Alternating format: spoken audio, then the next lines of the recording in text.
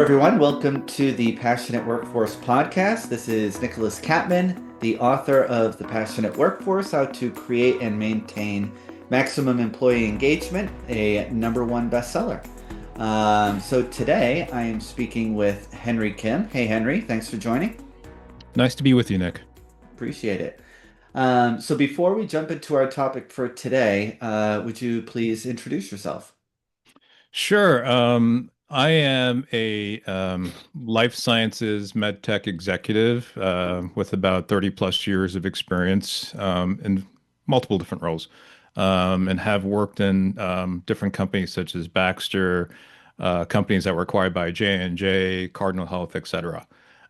Today, I am a consultant and a fractional leader focused on product management as well as strategy. Okay, excellent. What are we talking about today? I think we wanted to cover a little bit about conformity bias and how that can actually negatively impact organizations. Okay. Well, can you start off by defining what conformity bias is and generally how it affects organizations and companies that haven't mitigated it? Sure. So, conformity bias I would describe it as an alignment of beliefs, behaviors, and decisions um, within a group setting. And often it's caused by social pressures or a desire for individuals to fit in, but also for a tendency to not rock the boat, so to speak, where people don't want to be disruptive or be perceived as disruptive. Um, I think as human beings, there's a strong desire to fit and belong, and so conformity bias kind of kicks in sometimes both consciously and unconsciously in these scenarios. And so people do this because, one, they don't want to feel isolated, right, in a group setting or in a meeting per se. They don't want to risk embarrassment in another public situation, or be viewed as generally being different. And so conformity bias tends to kick in during these situations. And often I think when it's unmitigated or unchecked or brought to the attention of the dynamics of a meeting, things can go bad. And so some key things that can happen, for example, is, let's say, a reduced level of creativity and innovation in a meeting. Mm. So for example, you're restricting conversation, you're restricting opinions, um, or ideas often get suppressed because there's a fear that your idea might be a little far off or outrageous compared to what's being discussed, or not feasible. And then that particular situation, those ideas could be quite novel sometimes and often be disregarded. And so that's one negative aspect of it. So, Um, oh, good. I was going to also add the two other key things which really kind of strike me from my experiences is poor decisions, right? So not having all the relevant facts in terms of being able to make a decision as a team or as a group because you've suppressed that aspect of a differing opinion or a different thought or reviewing data per se in a different way as an interpretation and bringing that to the table can also be a detriment. I think for us in particular, you and I, being in life sciences, technology, healthcare, the other thing which is very detrimental, and I've seen this and I've actually experienced it, is the ethical blind spots that it also can create. And so that is where sometimes you understand very clearly as an individual there's something that's either going to be highly unethical or potentially even illegal, but because there is a strong desire to push towards a certain way or be a certain way or to repress dissent, those things can also be overshadowed and overlooked. And so that's a very dangerous one for us within life sciences and the industry, for developing, you know, medical technology, pharmaceutical drugs, etc. Mm. What I'm hearing is that, or a different way to kind of frame this conversation is, um, the organization that has been infected with conformity bias has not allowed for psychological safety to settle within the culture of that organization. Would you agree with that? Absolutely. And I think one of the things, if you're looking to mitigate conformity bias and create a setting of openness, right? As far as having conversations, discussing issues, coming up with solutions. You have to generate and create a setting where there are safe zones, right? Creating opportunities for people to express themselves and provide dissenting arguments or topics, or the openness to just kind of be able to hear and listen to opinions and encourage discussion as well, is what you want to do. So it can be quite a detriment if you're looking to create that level of openness and kind of broaden the organization by avoiding conformity bias if you don't address it. The other thing I'm hearing is it almost sounds like um, the group that wants to mitigate conformity bias is the primary perpetrator for allowing it to fester. Because we're talking about the fact that people that are engaged in conformity bias are don't feel psychologically safe, and so they're unwilling to become innovative and creative and share ideas for fear of, being castigated or pushed down. Right. Now, who would be doing that? It would be management. And then who is the one that would be interested in mitigating it? It's management. Correct. So how do you cross those two paths? Yeah. So I think that's a difficult situation, right? So if you have a leader that is is immediately creating a situation where there's conformity bias, right? And they want to drive the team towards a particular direction, um, then that's a tricky situation because who is managing that leader, right? Who is doing the checks and balances on that leader? So in that scenario, I think it would be up to like a board of directors or something like that to actually kind of help out with that as far as coaching and mentoring. Um, but hopefully that leader is also open to some opinions and would take direction from the team to say, I've noticed, you're pushing us all into this particular pathway. Would it be possible to discuss this in broader perspective? So that one, again, this is very relevant to our particular industry. Risk is something that we always want to avoid, right? And make sure that we've addressed it. I think raising the situation of risk awareness and risk mitigation as being another aspect of why you want to avoid conformity bias is another sound way to approach that with a leader, and say, look, this is the reason why I'm bringing this up. This is the reason why I think our conversation should be a little bit broader. This is the reason why I think we ought to interpret this data a certain way to avoid these risks to the organization and the company down the road. So it is a very tricky situation. If the CEO, for example, of a company is creating that particular situation, um, it is very difficult to resolve that because that person has been put in that particular role to drive the company, and they may actually be using conformity bias to achieve their objectives, but in the end, it could be very dangerous. I had, I recall, an interview, and this is very true, and I think we've all seen this in industry before. I had an interview with a CEO once, and I asked them a question. It's like, how did you manage differences in opinion with your team members and the people that reported to you? And she proceeded to give me this answer, and then I delved further into it, and I said, well, what did you do with that particular individual that didn't agree with you, at these moments and times? And she said, I got rid of him. And so that's probably the wrong way to deal with conformity bias. It's almost like they're promoting conformity bias in that situation because they want to drive the company in a certain direction. But at the same time, Mm.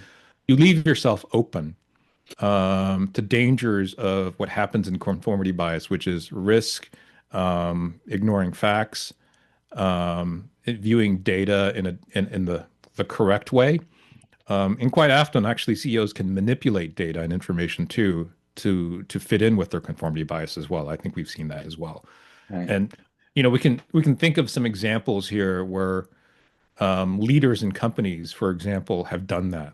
I think the most classic one for you and I think also that's been plastered all over the news in the past few years, is Theranos.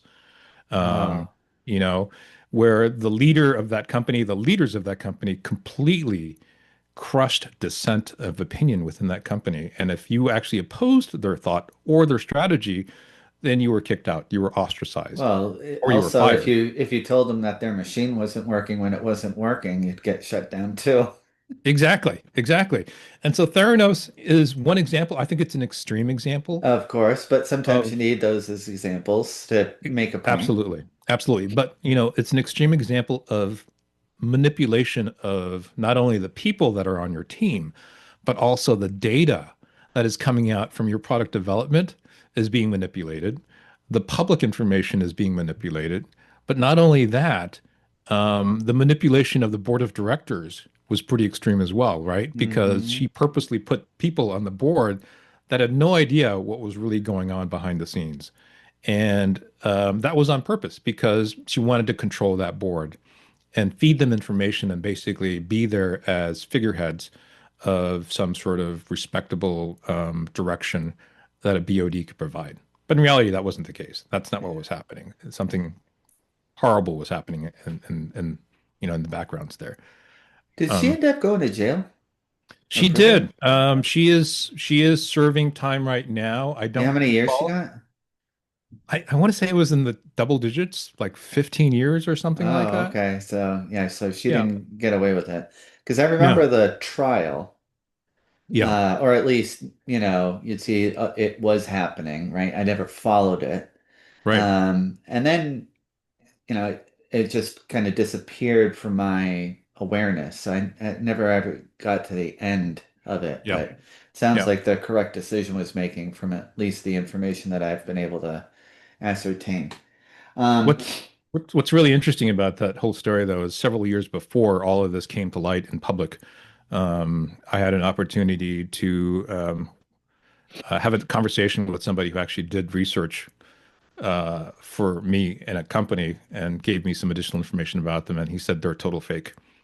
He when he was this? basically Before it all went down?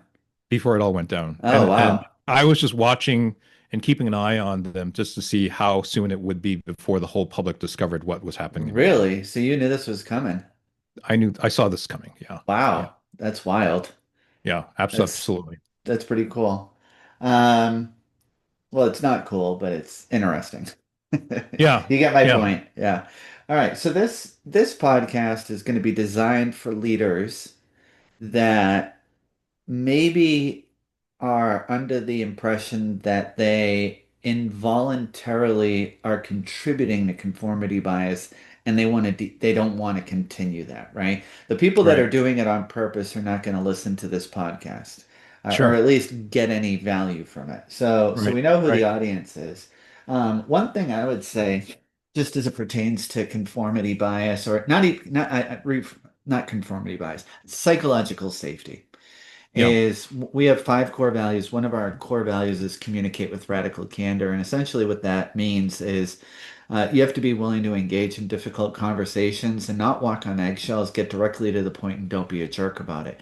Right. And the reason we promote that so much is, and I use hyperbolic examples in order to get my point across. Is I say, look, if you don't like the color of my shirt, don't don't not tell me. Tell me, right? It doesn't Right. mean that I'm going to change the color of my shirt, but I need to know. If you don't like the flavor of the coffee in the break room, tell me, right? And here's Right. why. Because this is what I think um, allows partly psychological safety to be reduced, which Sure. is somebody sees an issue. You know what? It's not that big of a deal. I don't want to be a nuisance. I don't want to bother people. I'm just Right. don't worry about it. But then it happens again and again and again. And then the frustration builds and builds and builds. until the point that now you've got a frustrated, resentful employee who's starting to look for another job before it even gets brought to your attention. So I would say one of the key aspects of promoting psychological safety Hmm. is there's a whole bunch of benefits. This is just one, Right. is to reduce the amount of turnover. Sure. Yeah. Um, Absolutely. Now, so as we're going down this conversation and this journey, the first thing as a listener that I would want to know is how do I know if there's conformity bias? Because I'm listening to the podcast and I'm Right. saying, yeah, I understand what Henry's talking about. I understand what Nick's talking about. I'm wondering if I might be contributing to it because I'm subscribing to the idea that it's not going to be a healthy attribute that's going to lead to the success of the organization. Right. So, how do I even know if there's conformity bias? How do I diagnose that? Yeah. So I think first of all, I think as a manager, it would behoove everybody to just kind of make the assumption that you have your own conformity bias or biases, right? And I think just kind of making that clear with everybody, within your team or meetings, that helps out as well. And basically state, look, I'm trying to fight my biases here, and every little bit of information helps. Understanding when it's happening, I think, is when you see decisions being made rather quickly within a setting, or not everybody speaking up Mm, in terms of contributing their thoughts or opinions. mm, I would say also when you see a lack of a challenge towards assumptions within a meeting or a setting, that could be another sign that there's some conformity happening there. Um, And I think those are some of the key things you should be looking out for is are people challenging the assumptions? Are people working with data in the right way? Are they using data the same way or differently? Um, does everybody have the same understanding of the risks that are involved with decision making and so forth? So these are some of the things I think you should be looking out for in a meeting or a group setting to show whether or not there is some conformity bias happening within that particular situation. yeah. The the one thing that I know I would probably venture to guess 100% of leaders and managers have done at one time or another that can contribute to conformity bias is when they speak first. Hmm. And I've done that. And I understand, right? Right, So the reason the CEO speaks first is, and I'm going to give you my perspective. This is obviously not 100% true, but I think for those people that don't know if they're contributing and they obviously want to remove it, here's one anecdote, which is a CEO will sometimes speak first because they truly believe they're part of the team, right? We're all equal. I'm just giving my thoughts and I want everybody to speak up. What they right, don't understand is the veil or the lens that everybody views the CEO, right? So they don't see the CEO as being on the same level as everybody else because in reality they're not, right? right, They're the leader of the organization and I think the one thing that they have, which can reduce psychological safety, and there's no way to remove it, is they have hiring and firing power. sure, So there's always this filter that people will run their responses through, which is this response going to put me at risk of losing my position, right? right. So I think one just real quick way, and I know it's still early in the podcast to be giving out solutions, but um, force yourself as a leader and manager to always speak last. Hmm. And and it actually achieves a couple of different things, right? First, people that had a differing idea are going to say, you know what, screw it. his idea is fine, her idea is fine. We'll just go with that. I'm not going to share mine, right? So that's Yeah. that's one risk. Yeah. However, the other thing is, and this is what I've found, is more often than not, my idea is their idea. Hmm. So what you do as a leader and manager by speaking first is you're taking the credit away from the person that was going to initially give that same opinion. And now Right. you can't celebrate that person and give them that sense of accomplishment, Right. right? So just a quick, easy way for people that are listening, if you want to take one simple step in order to reduce conformity bias or enhance psychological safety, Right. try very, very hard to be the last person to speak if you find yourself sometimes speaking first. So I would say that's a pretty simple way to address that. Yeah. Um, Definitely. Now I want to understand, can you speak to maybe degrees of conformity bias? Is there a situation where maybe there's, it's on a scale of 1 to 10, it's a 1 or a 2 versus a 9 or a 10? What do those two environments look like? And then the audience can use their imagination to fill in the middle. That's a good question. Scales of conformity bias. I mean, I think if you look at various different situations, small things, you know, just random quick conversations with people down the hall. It's like, hey, are you coming to this event? That type of can be like a 1 or a 2, right?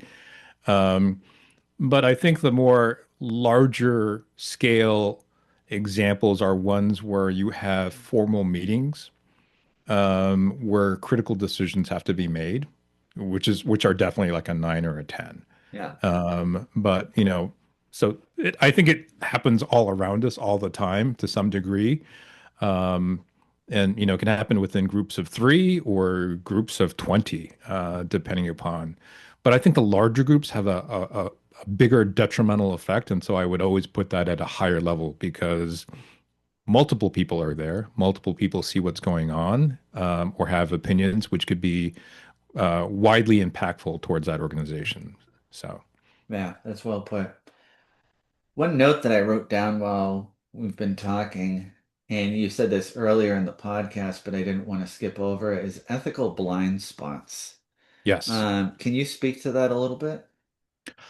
Sure. So that's a really big one, mostly because I've lived it myself Okay. personally in a company that was acquired by J&J. Okay. I worked at Synthase many years ago, and that was a company that was indicted along with several executives in the company as well for conducting unsanctioned clinical trials. Oh, And patients died in the process of that. Um, I can tell you that there was a heavy culture of minimizing dissenting opinions, um, manipulating information in such a way that was more favorable towards the outcome of certain decisions that were being pushed. And it was top down. It was driven top down, unfortunately. People actually who had dissented and tried to express their concerns about that particular situation that was evolving and happening ended up leaving the company, huh. or were fired. I myself was asked to figure out ways of illegally promoting a product as well, and I declined. And that ultimately, leads to certain sacrifices, in that situation. But that created an ethical blind spot Mm, in that you could literally create a situation where the company could be in jeopardy, patients could be in jeopardy, and people knew that was potentially possible, but the momentum to drive towards this decision was so hard and so strong, people did it anyway. mm, And ultimately, you know, um, the people who were at the top were held accountable. But I would also say in that weird situation, they didn't have all the information. And to some degree, I would also say that, the person who suffered the most, who had the longest term prison sentence out of that outcome, probably was not given all the facts in terms of the potential risks that could occur from that scenario. And so which when was I think of contributed by ethical, him or her, yeah, yeah. right? So when I think of ethical blind spots, I mean, that's things like that come to mind. It's like, am I putting myself in jeopardy? Have I fully evaluated the repercussions of what would happen? Have I evaluated the complete risk? Because I am looking at this from a biased perspective or being given biased perspective information, which creates a blind spot for me. Yeah, In that particular case, the individual who was prosecuted, that executive, um, who served that prison sentence, that blind spot was created for him. And I would say that the people who were pushing towards this direction manipulated that data and information in such a way where he didn't get the clearest picture of what could happen. yeah. You know, it's interesting because I think the when these types of extreme situations occur, it's in the realm of a very heavy decision. It's going to Yeah, impact thousands, hundreds of thousands, millions of people. The dollars on the line are exorbitant. Pressures are being put on that individual from above. right. And so I understand, not that I agree, but I can understand how people could fall into the trap, right? Yeah, Now, with that said, you can't be brave unless you're scared, right? So sure. that individual that's being put in that type of situation, they're probably at a high, in my example, they're in a high level, they're making good Mhm. money, their kids are going to college, they need the money, they need the job. And Right. because they're at that level, the higher up you go, the less opportunity there is, right? Because it's a pyramid, right? If you're entry level, there's a whole bunch of jobs. If you're Sure. C level, there's not as many openings. So now I've got, I'm in this situation. I got to pay for my kids' education or whatever the case may be. I can't lose this job. The economy's down, whatever the case may be. Let me make this decision and hope for the best outcome. Right. To which I would say, don't do it, right? Just don't do it. Um, God closes doors and opens new ones. And I can't tell you, I know at least three examples of times where something seemingly really bad had happened to me. Hmm. And then when you go through the tunnel and come out the other side, thank God that happened because Right. now I had a better outcome. Right. So, sometimes I think for those individuals that are in that really difficult situation, have to latch on to a higher purpose and belief Sure. and have faith and hope that by being brave and making the right ethical decision and knowing the consequences of that, Right. that you'll be able to come out on the other side better than the way you went in. And is that going to happen 100% of the time? No. But I have confidence that it's going to work out, even outside of getting caught and all of, going to jail and all that stuff. Even outside of that, Right. I still think you're going to find yourself in a better position more often than not. And if you didn't, at least you can respect yourself and the decision you've made and know what you were able to avoid, prevent, et cetera, et cetera. Oh, absolutely. Yeah. I think for me, having been directly in that position, I mean, I was somewhat wrapped up in it as well, but I made a conscious choice not to be a part of it. I mean, I suffered from that. I was ostracized within that corporation. Of course, that's that Uh, that's the consequence you know you're going to receive once you make yeah, that courageous decision. yeah. So the leadership, I mean, I was basically on a list, on leadership's list for a Yeah, while. clean up your resume. But I felt, I could sleep at night. Yeah, I didn't go to jail. I didn't get indicted. I mean, those are the things that count for me, and I maintained my ethics. And people died. mm, And that's the horrible thing about all of this is that patients, you know, ultimately suffered. yeah. You know, we're starting to go into a philosophical discussion, and that's completely okay with me because it's my comfort zone. Sure. But you know. I like to say you're not who you think you are who you are, right? Hmm. Because I think a lot of us have a overly positive perception of ourselves. Hmm. And I think if you're being really brutally honest and you start writing down all of the mistakes, all of the Right. lies, Right. all of the bad decisions, you realize that really flowery image you have of yourself is not 100% accurate. Yeah. So if we're being really, really honest with ourselves, and we're willing to make that correct decision, that picture we have of ourselves is going to become more real, right? And Sure. that's really what we're aiming to be is that flowery image of ourselves.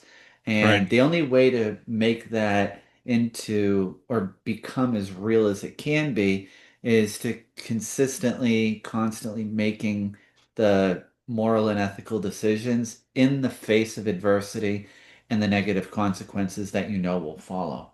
Yeah. Yep. Um, Also, as it pertains to psychological safety, we've talked about, a lot of things so far. Um, I wrote my book about a situation where I worked somewhere, Hmm. and I was in a situation, and I remember I thought, wow, these executives are so stupid because they had all of these broken processes and it was so inefficient. And what I didn't understand was the executives weren't stupid because executives don't know everything, Right. right? They didn't know that process was broken. It was set up by somebody else. Right. That it seemed to be working. They hadn't heard anything, right? But the problem was they didn't create a psychologically safe environment, in which case people felt comfortable to speak up and say, hey, this is not as efficient as it could be. What do you think if I made a change? Yeah. So, by not promoting psychological safety, that's another issue that you're going to have to deal with, which is you're not going to be as efficient, productive, and profitable as you could be because you're not going to learn about those inefficiencies or those broken things. That's very interesting because it's almost like as a leader, you're creating um, your own blind spot. You're creating a leadership blind spot in that situation because you've made open conversations, open dialogue, and free thinking a difficult thing to do because there's no safe space for it. And so you're not getting all the information that you need, and you make bad decisions from that. So that's an interesting self-creation of a blind spot in that Mhm. situation. Yep. How is conformity bias different from organizational alignment? And how is it different from consensus bias? So that's a great question. I think, if you think of conformity bias as a psychological tendency that happens within teams and groups, that's the best way to think of it. And the ultimate result is that it generally creates a situation where you're overriding independent judgment. Organizational alignment is more, I would say, in the realm of process, right? And how the teams are aligning on goals, on the structure, and how people as a team also achieve those shared goals and objectives. Mm. Consensus bias is interesting. I think maybe this is a topic, for the future you and I could have as well, because it's another interesting bias, is where you overestimate how many people think agree with your own opinion. And so rather than actually fact checking it or going by information and real data, you just jump to the conclusion that you think everybody agrees with what you're saying. Yeah, yeah. You know, Here's another thing is when I'm in a situation and I have an opinion, right? And I'm going to be speaking with somebody else and I know they're going to have a different opinion, right? Right. I force myself against my inhibitions to stick to the process, right? And Hmm. say, okay, I'm going to listen to what they have to say. Right. And I'll be honest, in the back of my head, being radically candid, Yeah. before I go into that conversation, I already know I got the answer. I already Yeah. know I'm right, but I'm just going to listen to them because that's the process and that's what I've learned to do, and that's what I'm going to do. Hmm. Hmm. And what's fascinating is once I go into that conversation, knowing I already have the correct answer, Hmm. they share something with me, and I said, wow, I didn't Yeah. have the right answer. Thank God I listened. Right. So it's another thing that I think is important for people to realize is we can believe wholeheartedly, Right. ethically and morally that our decision is the right decision. And I don't want to waste time going through all of the analytics and stuff like that. Right. But just like so many other good business rules and suggestions, stick to the process, and Yep. you'll be surprised how many times you were certain you had the right answer, and then you found out you didn't. And Yeah. and the good thing is nobody knew besides you, yourself, and God, right? You're the only one that knew it. You didn't tell anybody. And it's such a breath of fresh air when you're Right. like, wow, thank goodness stuck to the process. I listened, I learned, and I was able to avoid the wrong decision. So Right. that would be another kind of solution to enhancing psychological safety and reducing conformity biases. Stick to the process, even when you're Yep. confident Yeah. 100% that you've got the right idea. You'll be surprised what comes out on the other side. No, absolutely. I think that's a great, observation. And it also kind of goes back to, as a leader, or being a leader within an organization, just kind of admitting to yourself that you have biases and making it clear, even in team settings that, hey, I may be biased. These are some things that have come to mind, which is leading me down this pathway. But then making sure that you're open to being challenged and saying, am I getting this right? Or help me understand this data. Do you see it the same way? Or do you see a different perspective? Just encouraging that type of openness is going to be helpful. But I think it all goes back down to first initially saying, I am biased. I come with biases as a human being, especially in social settings. And so, but I try to put myself in check Mm, and leaving that out so that people understand that I have these things that which are kind of leading me down certain decisions, but I'm open to being corrected as necessary. Biases are, from what I understand in psychology, they're natural, right? They're heuristics by what we live by and how we control and make decisions. But it doesn't mean you are incapable of adjusting your decisions down the road if you have the right information. hmm. Well said. I'm going to change the dynamic of the conversation slightly. So far we've been talking about the listener as the leader that's contributing to the conformity bias. Right. Now I want to slightly shift to I'm a leader, I'm listening to this podcast. I am doing most things correct. Hmm. Okay. But I'm at a CVD level and I've got leaders and managers underneath me. Hmm. What can I do as somebody that maybe is more advanced on this topic than others in order to identify if the people that are reporting to me are they themselves contributing to conformity bias to their teams? What do I, is it a same lens? Is it the same story? Or is it slightly different?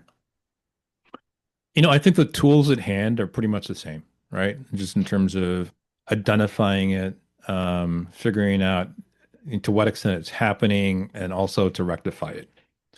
Um, so you can utilize the same tools to see whether or not your teams, who are led by others, are going down that same pathway.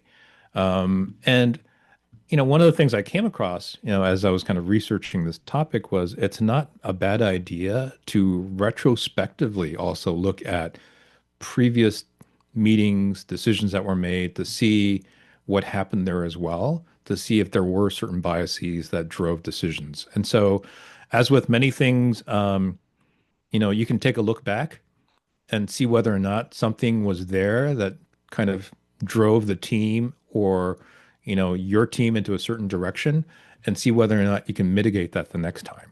So, a post-mortem is always a great idea. Mm. You can also establish, perhaps maybe some ground rules early on for all your teams, just in terms of like how they should be making decisions, what they should be looking at, and making sure that everybody has provided input, and even use KPIs, right? Oh, To some degree, right? To see now whether or that's not they're, easier said than done. I know everybody does it slightly differently, unfortunately, right? I But love I love the everybody, concept. yeah, and everybody has a different interpretation of what a KPI is too. But if you can use some of these things to help identify whether it's actually occurring, in your sub teams, I think that would help. And then you can rectify, how things go forward from there. Mm. Yeah, maybe it wouldn't be a bad idea as a listener to this episode, as a leader and manager, to consider including some sort of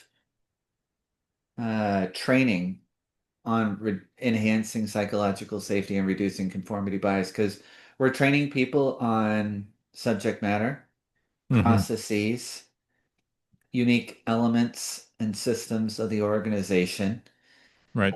So there's all these different trainings that we're going through. And so, um, depending on the listener's current situation, that might be another solution Right. that they could put in that would certainly wouldn't necessarily fix the current state of events, but assuming you're able to remediate that, it would prevent it from reoccurring in the future.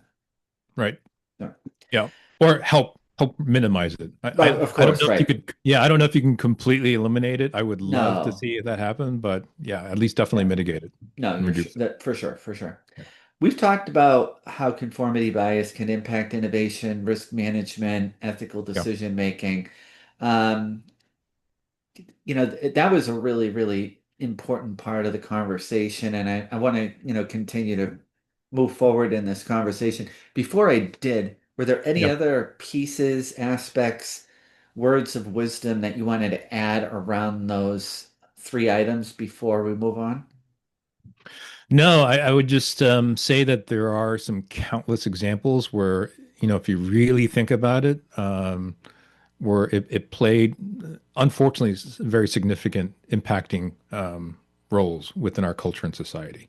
Um, and it's not just in healthcare. I mean, you think of Enron, for example, as another one, right? Where there was dramatic conformity bias, but it also happens as in other aspects that you might not even think about, right now, which is like you think about the dot-com bubble, for example. Everybody just kind of gravitated towards this high valuation of this industry, which made no sense whatsoever.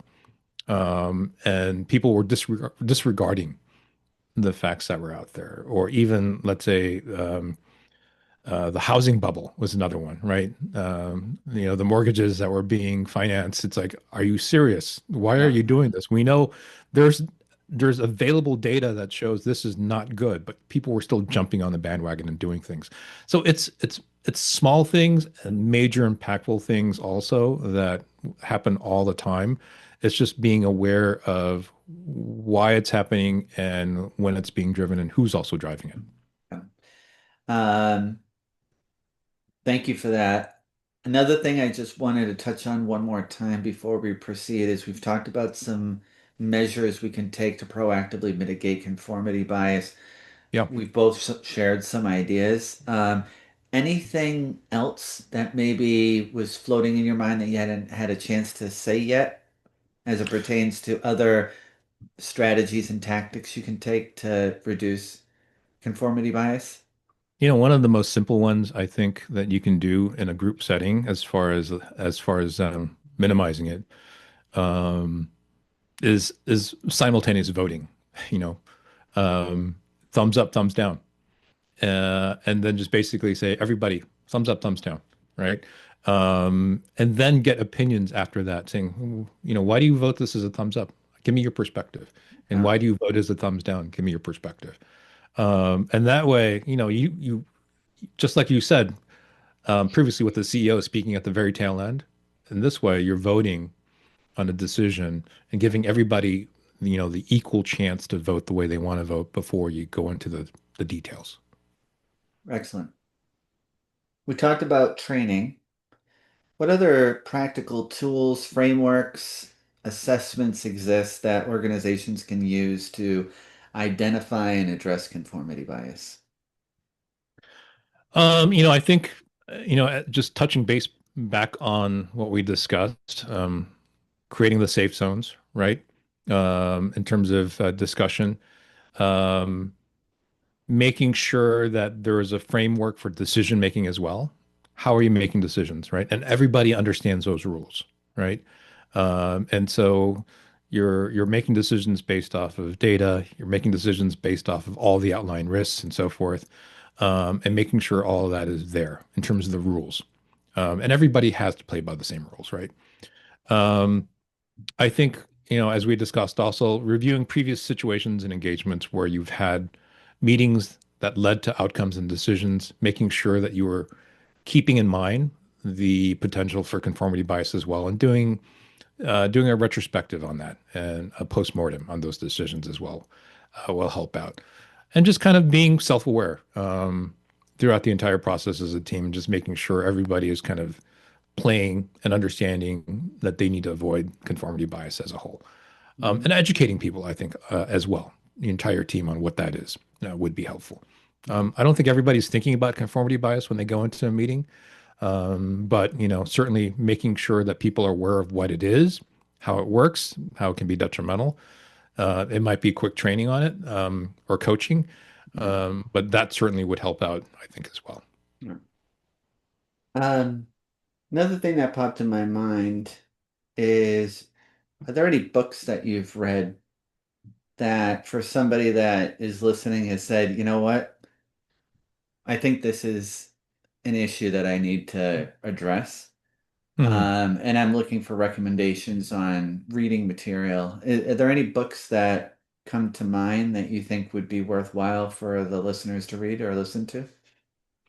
That's a great question, and unfortunately, I don't have an answer for that. I think there are probably countless coaching books out there for folks that they can tap into.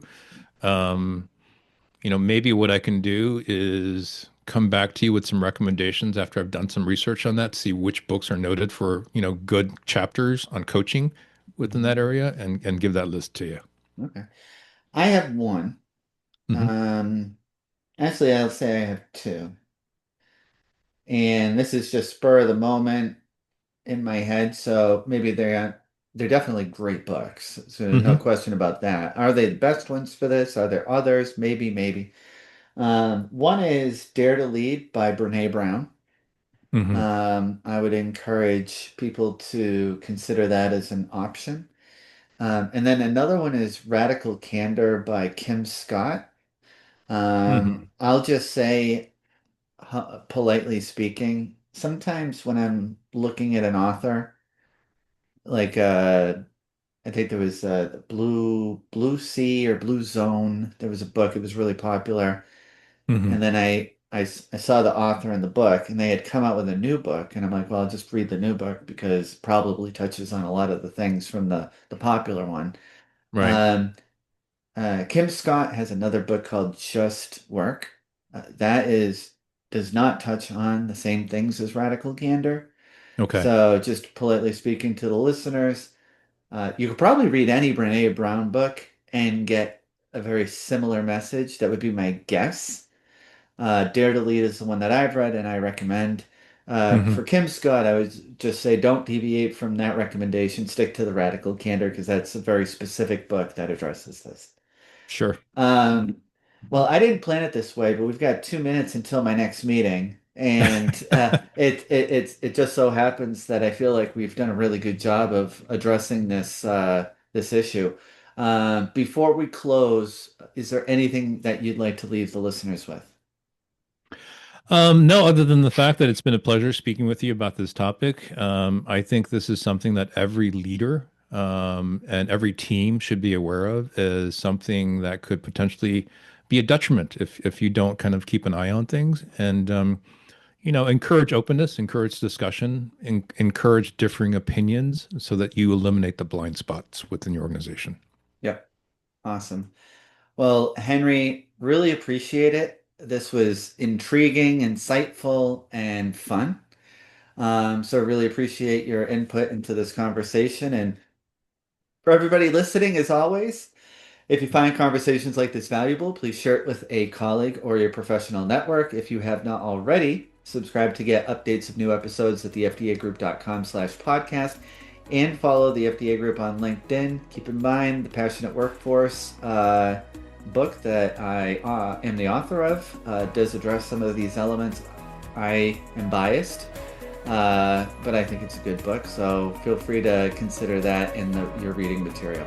So for everyone, thank you so much for tuning in. Thank you, Henry. We'll see you all next time.